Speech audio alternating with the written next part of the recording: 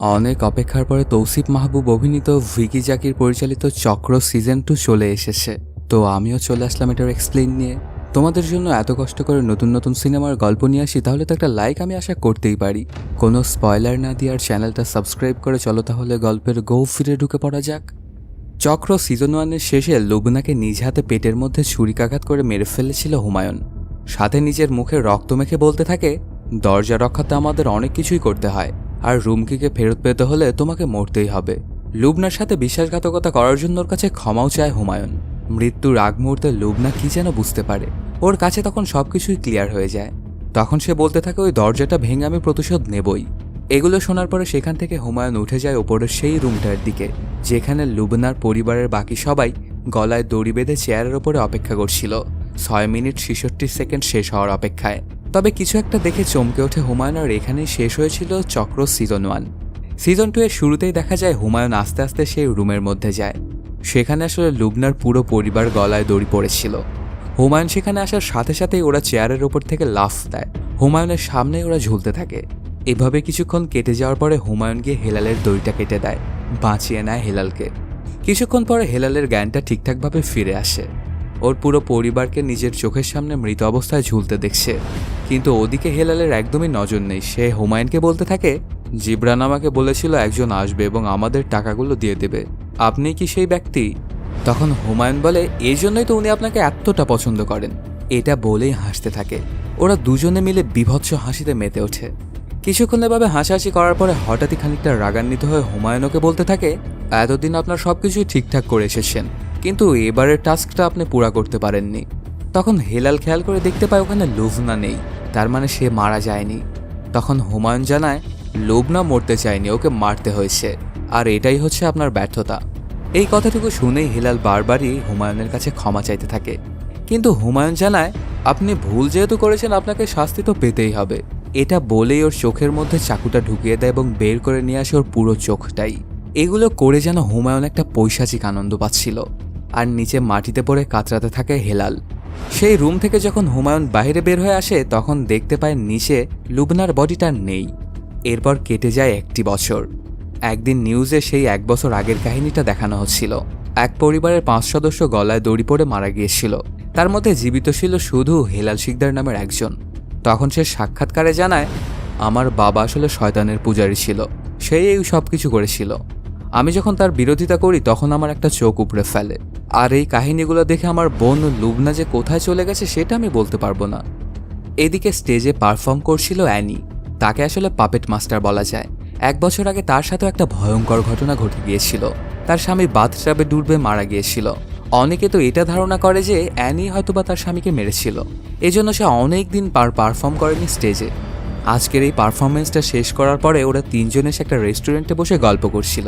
ঠিক তখনই পাশ থেকে একজন ভিডিও করছিল ওদের 3 জনের। এটা দেখে আবার এগিয়ে যায় ওরা। ওই 2টা লোকের সাথে ওদের তর্কাতর্কি শুরু হয়। তখন একজন তো বলেই ওঠে, ভিডিওটা যদি ডিলিট না করি তাহলে কি করবেন? আপনার স্বামীকে যেভাবে বাথটাবে চুবিয়ে মেরেছিলেন আমাদেরকে কি সেভাবেই মারবেন? এটা শুনে আচমকাই একটা শক খেয়ে যায় অ্যানি এবং অজ্ঞান হয়ে পড়ে। এদিকে দেখা যায় হুমায়ুন একটা জায়গায় চলে এসেছে। সেখানে একটা রুমের মধ্যে 3টা বিদেশি কুকুর। আসলে এগুলো দেশে কি করবে, আর ওর ওই ডেসাপটাই বা কেন, এগুলো একটু সামনের দিকে গিয়েই জানতে পারা যাবে।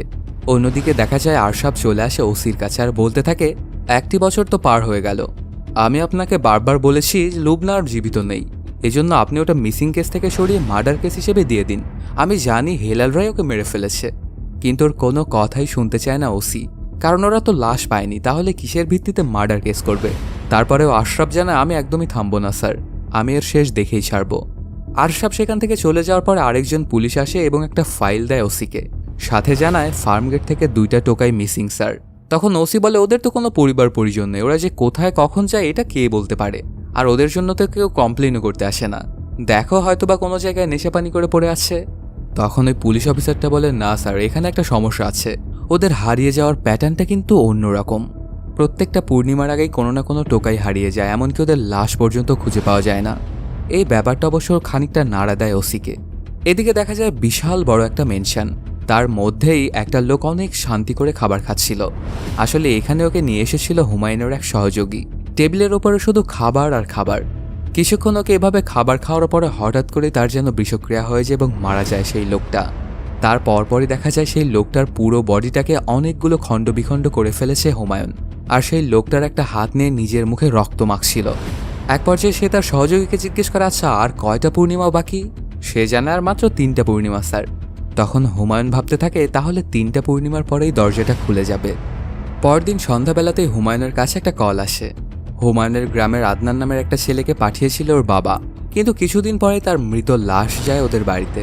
তখন হুমায়ুন জানায়, শুনেছিলাম জুয়া খেলতো আপনার ছেলে, এতে হয়তো বা টাকা পয়সা নিয়ে ছেলেপোলের সাথে ঝামেলা হয়েছিল আর তারাই হয়তো মেরে ফেলেছে আপনার ছেলেকে। তখন আদনানের বাবা বলে, আমার বিচার চাই। হুমায়ুন জানায়, আমি তো বিচার করার কেই নই, আপনি পুলিশের কাছে যান চাচা। এটা বলেই কলটা কেটে দেয়। তারপর জানা যায় যে আসলে হুমায়ুনই আদনানকে মেরে ফেলেছিল, কারণ আজকালকার ছেলেপেলেরা একটু বেশি কৌতূহলী হয়ে থাকে। এই জন্যই তাকে মরতে হয়েছিল হুমায়ুনের হাতে, কারণ আদনান হয়তো বা বুঝে গিয়েছিল যে হুমায়ুনের মধ্যে কোনো একটা ঝামেলা আছে, আর এটা নিয়ে সে বিভিন্ন প্রশ্ন করতে শুরু করে হুমায়ুনকে, আর তার ফলশ্রুতিতেই ওকে মরতে হয়েছিল। এদিকে রাহাত চলে আসে অ্যানি আপার বাড়িতে। আসলে এখানে সে জেনিকে ডাক্তারের কাছে নিয়ে যাওয়ার জন্য এসেছিল। এখানে এসে জানতে পারে অ্যানিও নাকি ডাক্তারের কাছেই গেছে। তারপর রাহাত জেনিকে নিয়েই চলে যায়। অন্যদিকে দেখা যায় অ্যানি চলে আসে একটা হাসপাতালে ডাক্তার দেখানোর জন্য। ডক্টর বিপ্লব কুরাশির সঙ্গে ওনার অ্যাপয়েন্টমেন্ট ছিল। আসলে ডক্টর বিপ্লব কুরাশি ছিল একজন সাইকিয়াট্রিস্ট, কিন্তু রিসিপশনিস্ট থেকে জানতে পারে যে গতকাল রাতেই নাকি ফুড পয়জনিংয়ে মারা গেছে ডাক্তার বিপ্লব। এটা শুনে বড় মাপের একটা শক খেয়ে যায় অ্যানি। এখান থেকে সে মন খারাপ করে চলেই যাচ্ছিল। তখনই ওই রিসিপশনিস্ট মেয়েটা বলে, ম্যাম আমি একটা ডাক্তারকে রিকমেন্ড করছি, ওনার কাছে আপনি চাইলে একবার গিয়ে দেখতে পারেন। আশা করি আপনার অন্য কারো কাছে আর যেতে হবে না। ওনার নাম ডাক্তার হুমায়ুন, আমি নিজেও পার্সোনালি ওনার কাছে গিয়েছি কয়েকবার। ওর মুখে এমন কথা শুনে কনভিন্স হয়ে যায় অ্যানি। দেখা যায় তার পরপরে ওই রিসিপশনিস্ট মেয়েটাকে হুমায়ুনের সেই সহযোগিতা অনেকগুলো টাকা দেয় এই মিথ্যে কথাগুলো বলার জন্য। আর অ্যানি চলে আসে হুমায়ুনের চেম্বারে এবং বসে থাকে। অনেকক্ষণ অপেক্ষা করার পরও ডাক পায় না অ্যানি। তারপর সে এগিয়ে গিয়ে বলে, কি ব্যাপার এখনও ডাকছে না কেন? রিসিপশনে থাকা সেই মেয়েটা জানায়, স্যার একটু বেশি সময় নিয়ে দেখে তো, আপনি আর একটু অপেক্ষা করুন। তখন আবারও বসে পড়ে অ্যানি। কিছুক্ষণ বসে থাকার পরে হঠাৎ করেই সেই রিসিপশনিস্ট মেয়েটা তার মোবাইলে একটা খবর চালায়। আসলে এটা ছিল অ্যানির স্বামী রাজীবের মৃত্যুর কাহিনী, মানে রাজীবের পরিবার এটার ন্যায্য বিচার চাইছে। এটা শুনে খানিকটা ইতস্তত বোধ করছিল অ্যানি। তার কিছুক্ষণ পরেই ডাক পড়ে অ্যানির। সে তখন গিয়ে সেই রুমের মধ্যে বসে পড়ে। তখন হুমায়ুন তাকে বলতে থাকে, পানিতে ডুবে তোমার কেমন লাগছে অ্যানি? এই কথাটা শুনে অ্যানি খানিকটা শক খেয়ে যায় আর জিজ্ঞেস করে, তাহলে আপনি আমার সম্পর্কে সবকিছুই জানেন? পানিতে আমি ডুবিনি, আমার স্বামী ডুবে মারা গিয়েছিল বাথটাবের মধ্যে। তখন হুমায়ুন বলে, না আমি তোমার কথাই বলছি। তুমি ডাঙায় থেকেও পানিতে ডুবছো গত 1 বছর ধরে। তোমার স্বামীর মৃত্যুর জন্য সবাই তোমাকেই দায়ী করছে। তোমাকে যে যেমন কথা বলছে তুমি তেমনটাই নিজেকে ভাবছো, এই জন্যই তোমার এতটা ঝামেলা হচ্ছে। এখন তোমাকে আমি একটা কথা বলি, তোমার আর আমার মধ্যে যে সেশনগুলো হবে এগুলো একদমই আমাদের সিক্রেট। যদি তোমার মধ্যে কোনো ভয়ঙ্কর দানব থেকেও থাকে তাহলে তুমি আমার সামনে আনতে পারো। ট্রাস্ট মি, আমি একদমই ভয় পাবো না। এই কথাগুলো শুনে কেমন জানি লেগে যায় অ্যানি, আর ভাবতে থাকে ডাক্তার ওর সাথে এইসব কথা কেন বলছে। তারপর সে ওর সামনে দেওয়া পানিটা খায়। অন্যদিকে দেখা যায় একটা রুমের 4 দেওয়ালে আরবিতে কিছু একটা লেখা। তার মধ্যেই বসানো ছিল একটা খাটিয়া, তার ভেতর একটা লাশ। কিছুক্ষণের মধ্যেই সেখানে একজন চলে আসে আর সেই লাশটার গায়ের ওপরে কাপড় বিছিয়ে দেয়। তারপর সে কিছু একটা প্রার্থনা করছিল। এই লাশটাই বা কার এবং এই লোকটাই বা কে এবং সে এখানে কি কাজ করছে, আর এই রুমের এমন অবস্থা কিভাবে হয়েছে, এগুলো সবকিছু একটু সামনের দিকে গিয়ে জানা যাবে। দেখা যায় হুমায়ুন একটা সমুদ্রের পাড়ে পানির ভেতরে দাঁড়িয়ে আছে। ওর হাতে ছিল একটা লাল রঙের বই। তারপর সে আকাশের দিকে তাকিয়ে বলতে থাকে, আস্তে আস্তে আমি আপনার কাছাকাছি চলে আসছি। আমার শক্তি যে বাড়ছে এটা আমি বুঝতে পারছি। কিছুদিন আগে আমি অনেক দুর্বল ছিলাম, এর জন্য রুমকি আমাকে বিভ্রান্ত করতে পেরেছিল, কিন্তু এখন আমাকে বিভ্রান্ত আর কেউ করতে পারবে না, এমনকি রুমকিও নয়। রুমকির কারণে আমি অনেকগুলো ভুলও করে বসেছিলাম। আদনানকে আমি আমাদের এই ব্যাপার স্যাপার জানিয়েছিলাম, মনে করেছিলাম হয়তোবা ও আমাদেরও একজন হয়ে উঠবে, কিন্তু আমি ভুল ছিলাম, সে আমাদের একজন নয়। এতে আপনি আমার ওপরে অনেক রেগে গিয়েছিলেন আর এই কারণেই আমাকে কঠিন পরীক্ষার মধ্যে ফেলেছিলেন। তবে এখন আমি শক্তিশালী হয়ে গেছি আগের থেকে অনেক গুণ, আর অল্প কিছুদিনের মধ্যে আমি পুরোপুরি শক্তিবান হয়ে যাব। হুমায়ুন যখন এই কথাগুলো বলছিল তখন ফিসফিস করে অন্য একটা কণ্ঠ শোনা যাচ্ছিল, যেটার শব্দ ছিল একদম পৈশাচিক। কাহিনীটা আবার ফ্ল্যাশব্যাকে চলে যায়। দেখা যায় কোরআন এবং সুন্নাহ নিয়ে 2 পক্ষের মধ্যে কথা হচ্ছিল। এক পক্ষ ছিল পীরের বিপক্ষে আর অন্য পক্ষ ছিল পীরের পক্ষের লোক। হুমায়ুনরা ছিল আসলে পীরের পক্ষের লোক, কিন্তু এখানে যখন তাদের লিডার মানে হুমায়ুনের বাবা কথা বলছিল, তখন অন্য পক্ষ তাদেরকে ভুল প্রমাণিত করে এবং গ্রামের সবাই মিলে তাদেরকে অপমান অপদস্থ করে। এতে অনেক বাজে অবস্থা হয়ে যায় আব্দুল পীরের। সে বাড়িতে গিয়ে রুমের মধ্যে নিজেকে আটকে ফেলে। হুমায়ুন সহ তাদের দলের সবাই ওর বাড়ির বাইরে বসেছিল। ঘরের মধ্যে আব্দুল নিজে নিজেই কষ্ট পাচ্ছিল। কি করবে সে কিছুই বুঝে উঠতে পারছিল না।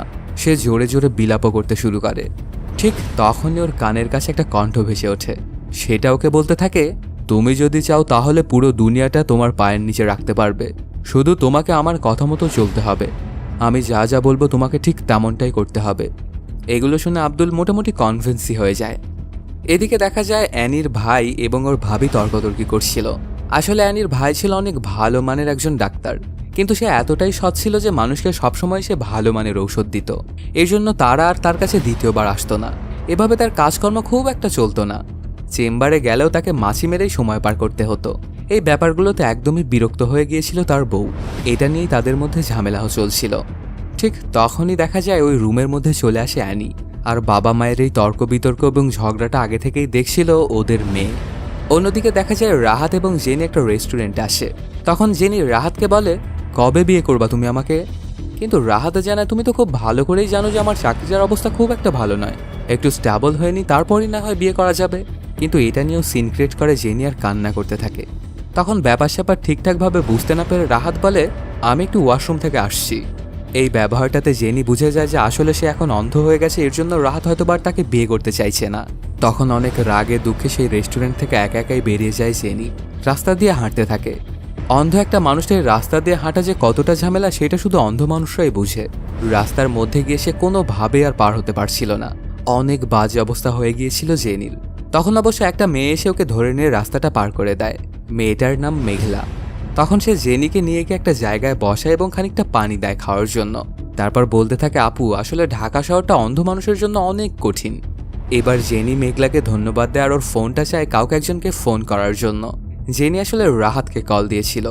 তখন ফোনের ওপার থেকে রাহাতের কণ্ঠটা শুনেই বোঝা যাচ্ছিল সে উদ্বিগ্ন হয়ে পড়েছে জেনিকে খুঁজতে খুঁজতে। কিছুক্ষণের মধ্যে ওই ফোন কলটা পেয়ে রাহাত চলে আসে সেই জায়গায় এবং জড়িয়ে ধরে জেনিকে। দুজনেই কান্না করতে থাকে। সেদিন সন্ধ্যাবেলাতেই অ্যানি আবার চলে আসে হুমায়ুনের কাছে আর বলতে থাকে, আমাদের পুরো বাসাটা একটা গ্যাস চেম্বারের মতো। কেউ কাউকে কিছু বলে না, কিন্তু সবাই যেন সবার দম আটকে ফেলে। আমার জন্য সবচাইতে পজিটিভ এবং আলোময় ব্যাপার হচ্ছে আমার বোন জেনি।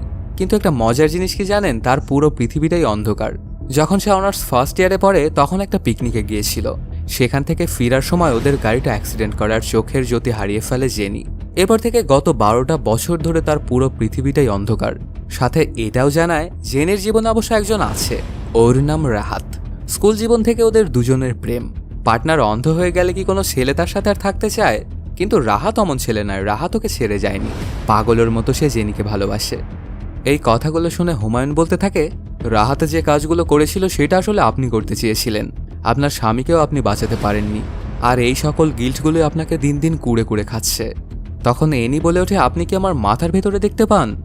হুমায়ুন জানায়, আমি আপনার মনটা দেখতে পাই, আর আপনার মন খুবই সুন্দর। যেমন আপনার পাপেট শোটা, আমি ইউটিউবে দেখেছি আপনার ওই শো। আপনি যেটা নিজে বলতে পারেন না সেটা আপনার পাপেটের মধ্যে দিয়ে বলেন। বলা যায় ওইটাই আপনার অল্টারনেটিভ ইগো।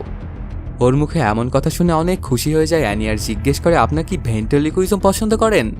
হুমায়ুন জানায়, আমি নিয়ন্ত্রণ পছন্দ করি। আর ভেন্ট্রিলোকুইজমে তো আপনি নিজেই ভগবান। আপনি যা বলাতে চান ওটা সেটাই বলতে হয় পাপেটকে। কে কি ভাবলো সেটা একদমই দেখে না পাপেট। এইগুলো শুনে অনেক খুশি হয়ে যায় অ্যানি আর বলে, সামনের সপ্তাহে আমার একটা শো আছে, আপনি যদি সেখানে আসেন তাহলে আমি কিন্তু খুব খুশি হব। তখন হুমায়ুনও সেখানে যাওয়ার জন্য রাজি হয়। এখানে দেখা যায় সিরাজের চেম্বারে যখন রোগী দেখছিল সে, তখনই সেখানে চলে আসে হুমায়ুনের সেই সহযোগী। তখন সিরাজ তাকে বলে, আপনি কি অ্যাপয়েন্টমেন্ট নিয়েছেন? লোকটা জানায়, আমি তো জোহরি, আমার অ্যাপয়েন্টমেন্ট লাগে না। আমি হীরা চিন্তা একদমই ভুল করি না। আমি আপনার জন্য একটা অফার নিয়ে এসেছি। আপনার গুরুত্বপূর্ণ সময় থেকে 2 ঘন্টা সময় আমার লাগবে। একটা কিডনি বের করতে হবে, যেটার জন্য আপনি 5 লক্ষ টাকা পাবেন। আর এই নিন 2 লক্ষ টাকা অ্যাডভান্স, আর বাকিটা কাজের পরে ঠিক পেয়ে যাবেন। তখন সিরাজকে বলে, আপনাদের লাইসেন্স আছে তো? লোকটা জানায়, লাইসেন্স তো তাদেরই প্রয়োজন যাদের ক্ষমতার কমতি আছে, কিন্তু আমাদের তো ক্ষমতার কোনো কমতি নেই, আমাদের পুরো ক্ষমতা আছে, এর জন্য আমাদের কোনো লাইসেন্স লাগে না। এটা একটা প্রাইভেট সেট আপ। আপনি যাবেন, কাজটা করবেন, তারপর টাকা নিয়ে চলে আসবেন। কিন্তু সিরাজকে বলে, এই কাজটা আমি কোনোভাবেই করতে পারবো না, আপনি ভুল জায়গায় এসেছেন। আমি অবৈধ কোনো কাজ করি না।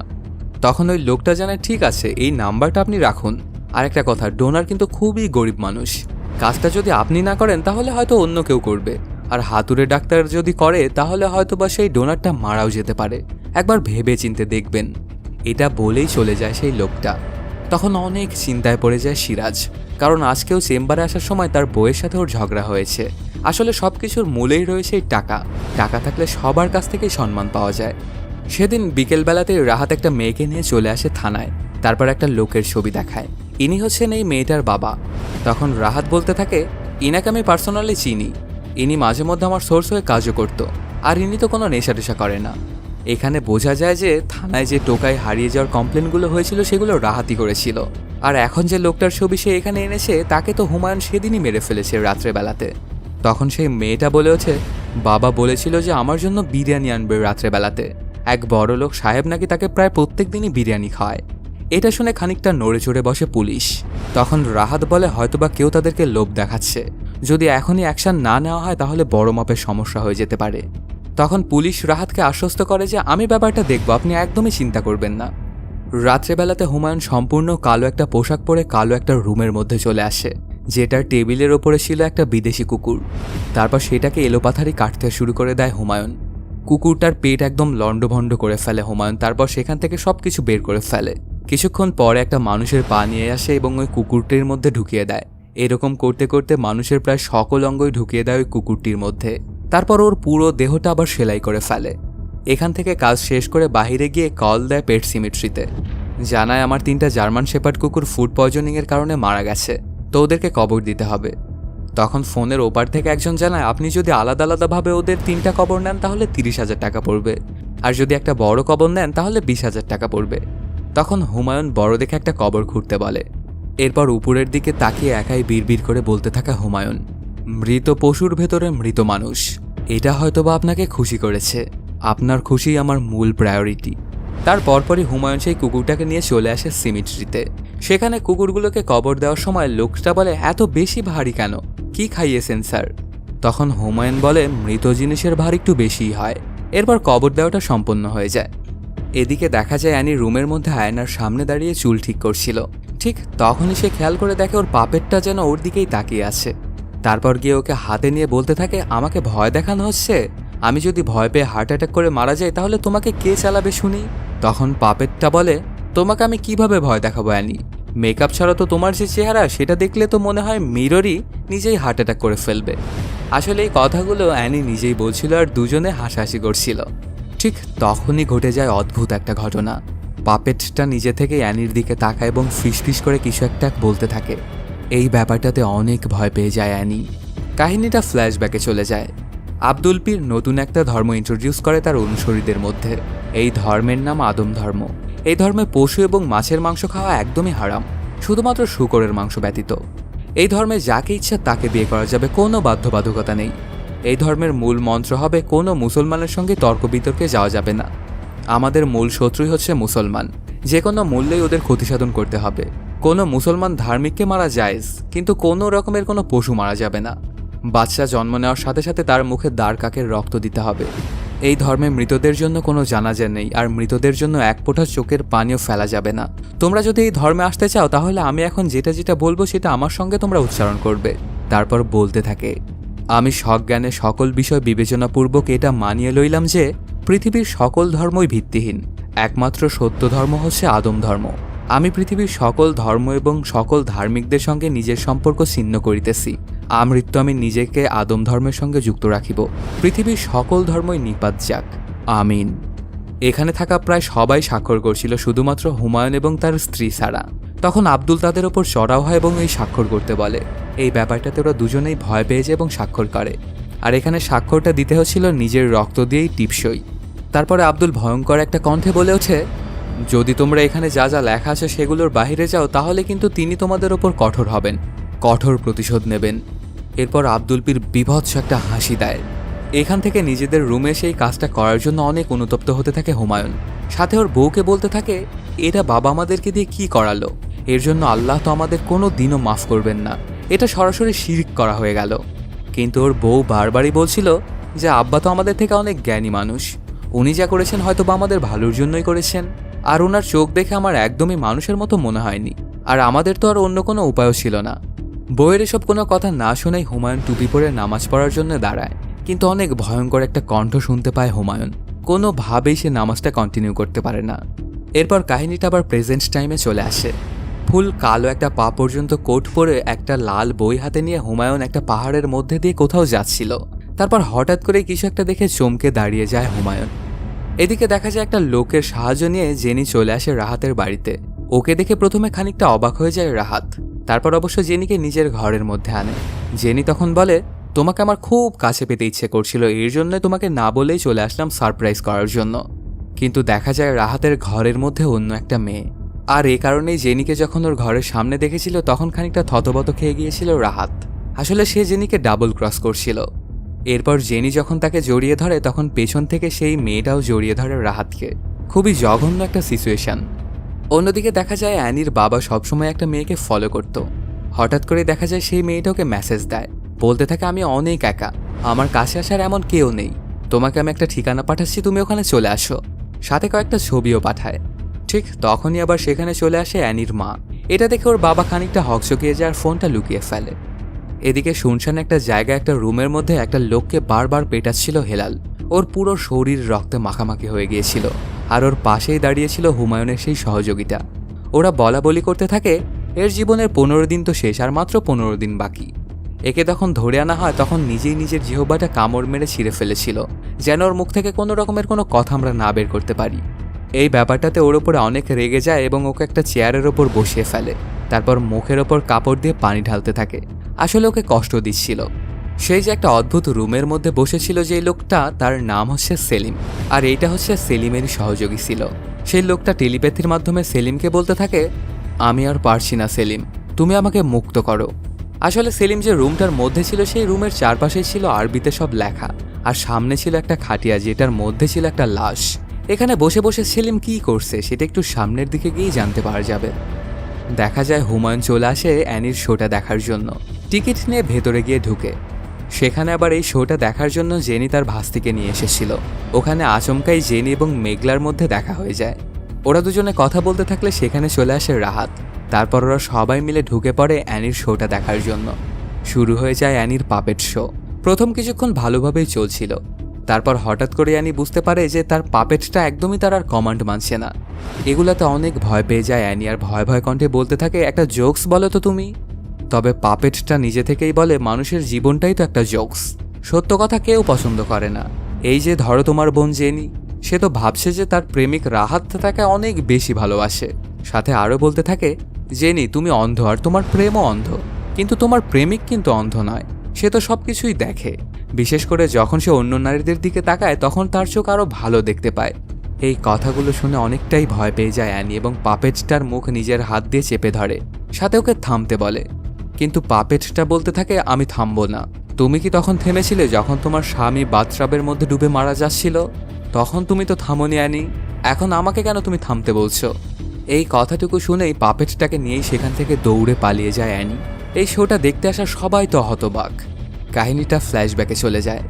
হঠাৎ করে একদিন রাত্রেবেলাতে হুমায়ুনের বউ আতকে জেগে ওঠে আর বলতে থাকে সে এসেছিল, আমার অনুমতি ছাড়াই আমাকে টাচ করেছে, ও আমাকে ছাড়বে না, কয়েক রাত ধরেই আমার সঙ্গে এমনটা ঘটছে। তখন হুমায়ুন বুঝে উঠতে পারে না যে ওদের সাথে আসলে এমনটা কেন ঘটছে। এইসব কিছু হয়তোবা তার বাবার খারাপ কাজেরই ফল। পরদিন সকালবেলাতে ওর বাবাকে যখন কাহিনীটা বলা হয় তখন বাবা সবাইকে মিষ্টিমুখ করায়। সাথে বলতে থাকে, আদম তার বংশবিস্তার করার জন্য এই শরীরটা বেছে নিয়েছে। ওর ভেতরে যা বড় হচ্ছে সেটা সাধারণ কোনো মানুষের বাচ্চা নয়, এটা একটা আমানত। তখন হুমায়ুন বলে ওঠে, আব্বা এটা তো আমার আর রুমকির প্রথম সন্তান, আপনি এটাকে আদমের আমানত কেন বলছেন? কিন্তু ওর মুখে কোনো কথাই শুনতে চায় না বাবা। আর বলতে থাকে, যেদিন তোমরা ওই চুক্তিপত্রটাতে সাইন করেছিলে সেদিন থেকেই তোমার আমার বলতে আর কিছুই নেই। হয়তোবা এই সন্তানটা তোমার ওরসে এসেছে এবং এখন রুমকির পেটে বড় হচ্ছে, কিন্তু এর মালিক হচ্ছে আদম। এই সন্তানটা ভূমিষ্ঠ হওয়ার পরে লালন পালন শিক্ষা সবকিছুই হবে আদম ধর্ম অনুযায়ী। মনে রেখো, আদমের উপহারটা নিজের বলে মনে করে চুক্তির বরখেলাপ করো না। এরপর রাত্রেবেলাতে বাবা রুমকির পেটের ওপরে রক্ত দিয়ে কিছু একটা লেখে। তারপর সেই রক্তমাখা কাঁচা মাংসগুলো খেতে থাকে। এতে অনেকটাই ভয় পেয়ে যায় রুমকি, কিন্তু কিছু করার তো নেই ওর। এভাবেই কেটে যায় কিছুদিন। একদিন সকালবেলাতে ওদের পরিবারের সবাই মধ্যে আগুন রেখে চারদিকে ঘুরছিল আর কাঁচা মাংস খাচ্ছিল। এই জিনিসগুলো হুমায়ুন দেখে কোনোভাবে আর সহ্য করতে পারে না। হঠাৎ করে এক রাত্রেবেলাতে হুমায়ুন এবং রুমকি যখন ঘুমিয়েছিল তখন বাবা চলে আসে ওদের রুমে আর রুমকির পেট টাচ করতে থাকে, এমনকি তার পেটে একটা চুমুও খায়। হুমায়ুন ব্যাপারটা দেখে প্রথমে তো হতবাক হয়ে যায়, কিন্তু পরে সে বুঝতে পারে যে বাবার মাথা নষ্ট হয়ে গেছে। পরদিন রাত্রেবেলাতেই হুমায়ুন তার ব্যাগপত্র গোছাতে থাকে এখান থেকে পালানোর জন্য। তারপর ব্যাগপত্র গুছিয়ে নিয়ে রুমকিকে নিয়েই ওরা দুজনে পালিয়ে চলে যায়। কাহিনীটা আবারও প্রেজেন্ট টাইমে চলে আসে। হুমায়ুন এখানে চলে এসেছিল অ্যানির বাসাতে। ওর মা তো ডাক্তার হুমায়ুনকে দেখে অনেক খুশি হয়ে যায়, কিন্তু অ্যানি তাকে দেখে চমকে ওঠে আর বলে, আপনি? আসলে এই সিরিজটা 4 ঘন্টার উপরে, এর জন্য একটা পর্বে কোনোভাবে এক্সপ্লেন করা পসিবল নয়। তো আজকে তোমরা এটা উপভোগ করো, কালকে হয়তো বা এরকম সময়ে আরেকটা পেয়ে যাবে। তো বন্ধুরা, কেমন লাগলো আজকের এই এক্সপ্লেনটি জানাতে কমেন্ট করো। আর যদি এখনও চ্যানেলটা সাবস্ক্রাইব না করে থাকো তাড়াতাড়ি সাবস্ক্রাইব করে নাও। দেখা হচ্ছে নতুন কোনো ভিডিওতে। Till then, সায়োনারা।